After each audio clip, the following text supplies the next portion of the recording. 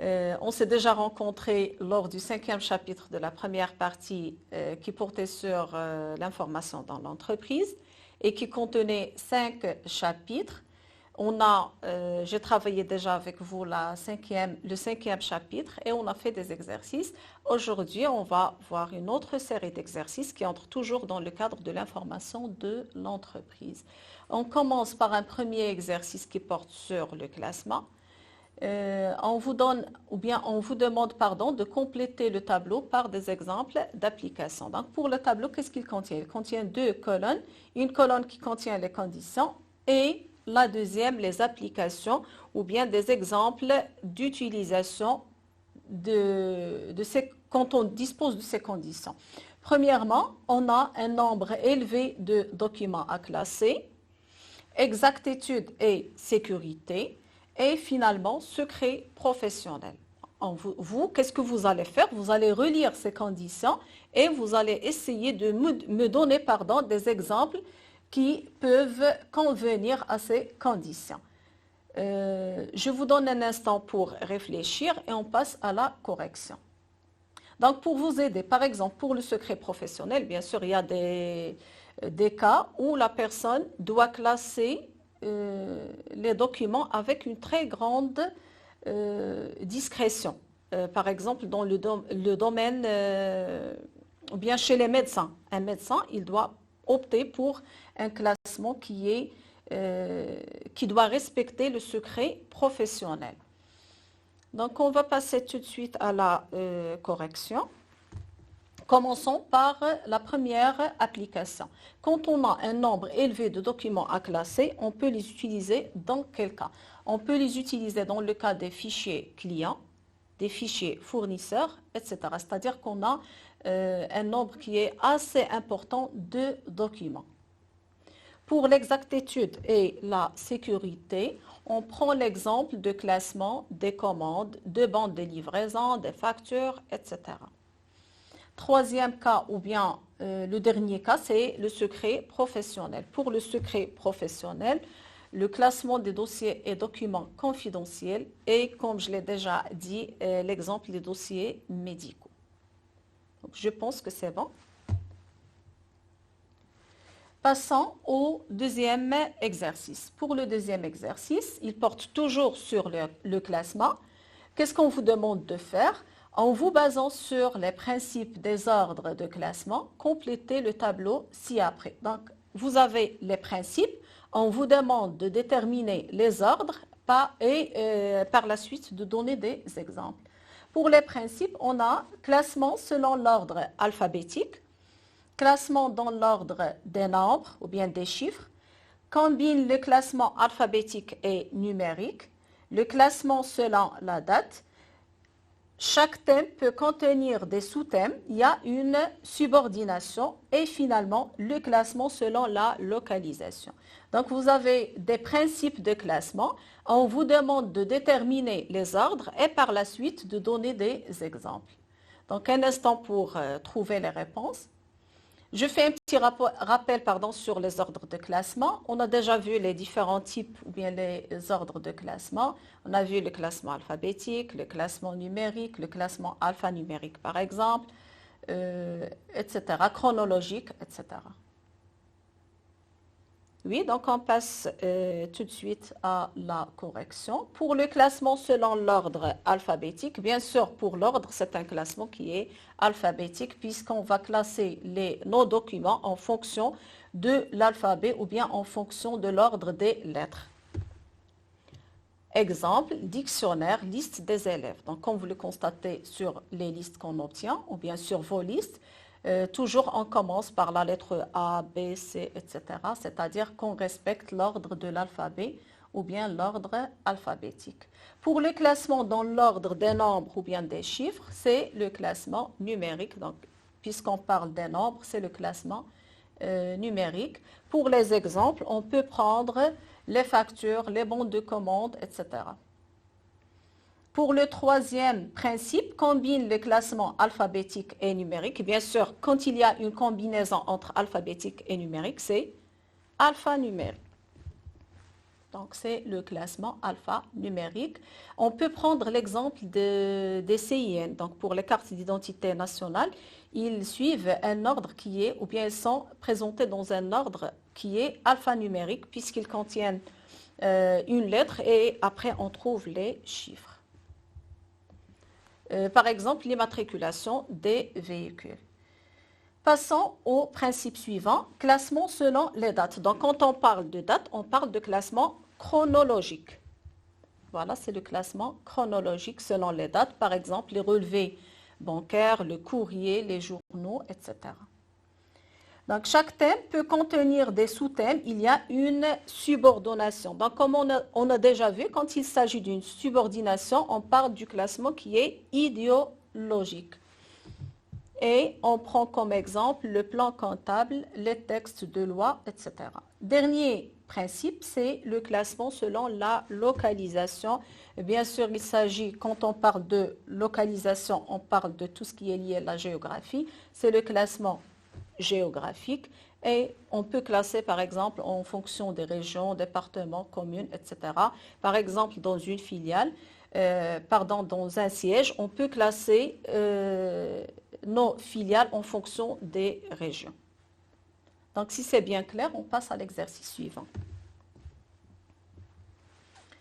Pour l'exercice suivant, il ne va pas porter sur le classement, mais il va porter sur la codification. Pour la codification, on va travailler un exercice sur le système binaire. Donc, pour le système binaire, comme on a déjà vu, pourquoi on l'appelle binaire? Tout simplement parce qu'il porte, ou bien il utilise seulement deux chiffres qui sont le 0 et le 1. Donc, pour le système binaire, il n'utilise que les chiffres 0 et 1. Pour convertir un nombre du système décimal ou à base 10, qu'est-ce qu'on doit faire? En système binaire ou à base 2, il suffit de procéder à des divisions successives par la base. Après, les restes, le dernier reste et le premier chiffre, on va voir un exemple, constituent les chiffres du nombre en système binaire et on va voir un exemple. On va convertir le nombre décimal 15 en système binaire. Donc, comment on fait? On commence par la division de 15 par 2. On divise 15 par 2, donc ça donne 7. Le reste, c'est 1. Après, on va diviser le nombre qu'on a obtenu, qui est 7 par 2. On va avoir 3. Le reste de la division, c'est 1. On va diviser le 3 par 2. On va obtenir 1. Et le reste de la division, c'est 1. Finalement, on divise le 2 par 2, on va obtenir 0 et le reste c'est 1. Mais pour cette conversion, qu'est-ce qu'on fait? On commence toujours la lecture des restes de la division à partir de la partie du bas vers le haut. C'est-à-dire, quand on désire écrire le décimal, plutôt le binaire du décimal 15, donc 15 en décimal, elle est égale à 1, 1, 1 et 1 en binaire. Donc, si c'est clair, on va voir des exemples. On vous demande d'exprimer le nombre décimal 97 et 218 en système binaire. Donc, de la même manière, vous allez procéder à la division par 2 pour obtenir le décimal de 97, le binaire de 97 et le binaire de 218.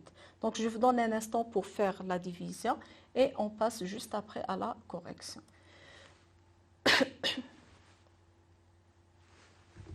On passe à la correction. Donc, en divisant 97 par 2, on obtient 48, le reste c'est 1. On divise le 48 par 2, ça donne 24, le reste c'est 0. On divise le 24 par 2, ça donne 12, le reste c'est 0. La même chose, on divise le 12 par 2, ça donne 6, le reste c'est 0. Ainsi de suite. Et lorsqu'on veut écrire, comme je l'ai déjà dit, le binaire du décimal, on commence toujours du bas vers le haut, c'est-à-dire le 1, le 0, 0, 1, 1 et 1. Pour nous, en tant qu'être humain, on comprend 97, mais la machine, elle ne comprend pas le 97. Donc, qu'est-ce qu'elle doit faire? Elle doit le convertir en binaire, qui est le langage machine, en utilisant cette division.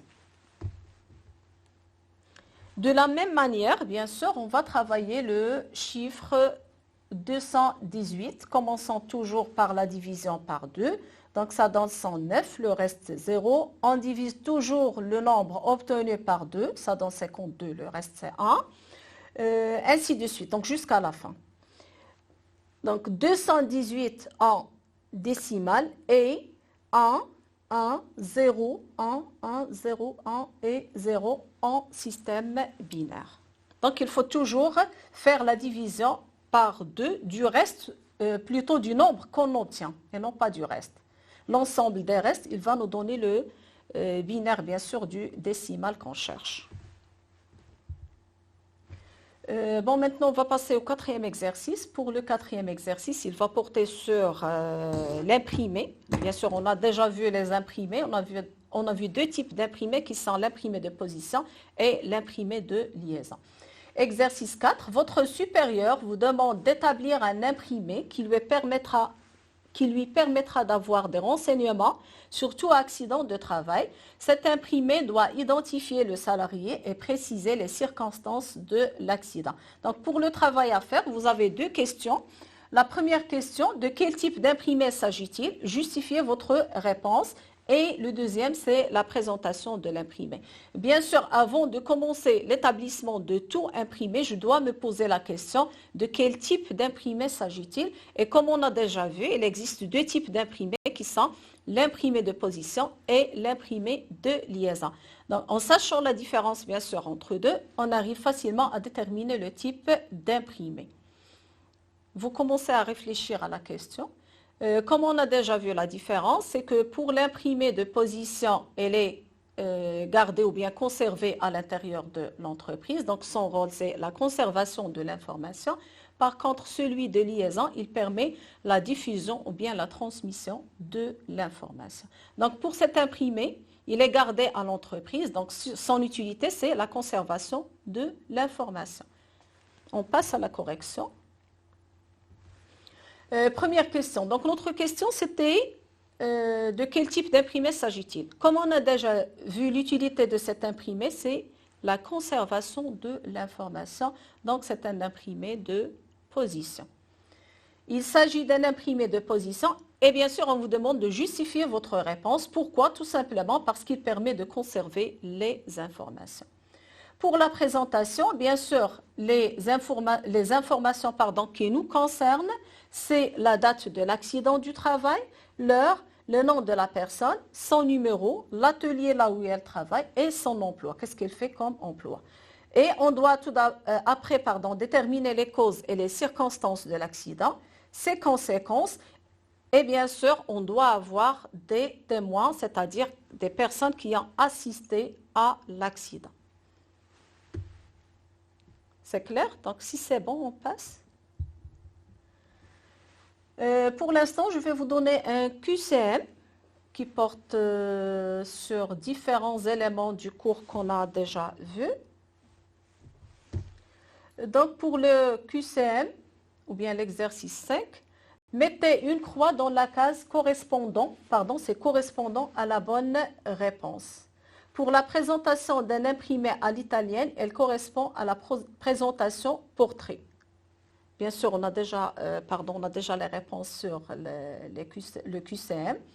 Bien sûr, la présentation d'un imprimé à l'italienne correspond à la présentation portrait. On a vu deux types de présentation, ou bien portrait, c'est-à-dire à la française, ou bien verticale, ou bien à l'italienne, c'est-à-dire paysage ou bien horizontal. Donc, c'est faux. Un rayonnage permet un mode de classement debout ou bien à plat horizontal. Donc, comme on a déjà vu, c'est à plat horizontal. Le codage et la codification technologique ou bien la codification fonctionnelle. Donc, pour le codage, c'est une codification technologique. La visioconférence, c'est deux groupes de personnes qui peuvent s'entendre ou bien deux groupes de personnes qui peuvent se voir et s'entendre. Bien sûr, il s'agit de deux groupes de personnes qui peuvent se voir et s'entendre en même temps. Donc, pour l'exercice 6, complétez le schéma ci-après en précisant les questions qui permettent l'analyse d'une situation donnée selon la méthode QQOQC. Donc pour la méthode QQOQC, c'est une méthode qui permet d'analyser une situation. Bien sûr, pour le premier Q, Q-lan, il veut dire qui. Après, on a le quoi, le où, le quand et le comment. C'est-à-dire quand on se trouve devant une situation qu'on doit analyser, pour faciliter l'analyse, on doit utiliser les 5 questions qu'on appelle les 5 questions clés. Et bien sûr, qu'est-ce qu'on vous demande de faire? Vous avez l'élément, on vous demande de poser la question. Commençons par exemple le qui. Quand on parle de qui, automatiquement on parle d'une personne. Le quoi, ça doit porter sur l'objet. Le où, c'est le lieu. Le quand, c'est le temps. Et le comment, bien sûr, c'est la manière. Donc, je vous donne un peu de temps pour trouver les questions qui correspondent à chaque élément. Donc, pour le qui, bien sûr, c'est qui va effectuer le travail et quelles sont les personnes concernées. Donc, comme je l'ai déjà dit, quand on dit qui, c'est toujours une personne qui va faire le travail et quelles sont les personnes concernées par ce travail. Le quoi, c'est l'objet ou bien sur quoi porte cette situation ou bien quelle est la tâche à exécuter ou bien à réaliser. Le où, c'est le lieu. Dans quel lieu on doit faire ce travail. Le quand, c'est à quelle date ou bien à quelle heure. Le comment, c'est de quelle manière, de quelle façon, quels sont les procédés à utiliser, etc. Bien sûr, à ces 5 questions clés, on peut ajouter une autre question, bien sûr qu'on ne trouve pas ou bien qui peut ne pas nous être utile dans toutes les situations. Cette question, c'est la question combien. On l'utilise bien sûr quand c'est nécessaire. Donc, je vous demande, j'espère que ça s'était bien passé. Merci pour votre attention et à la prochaine, Inch'Allah.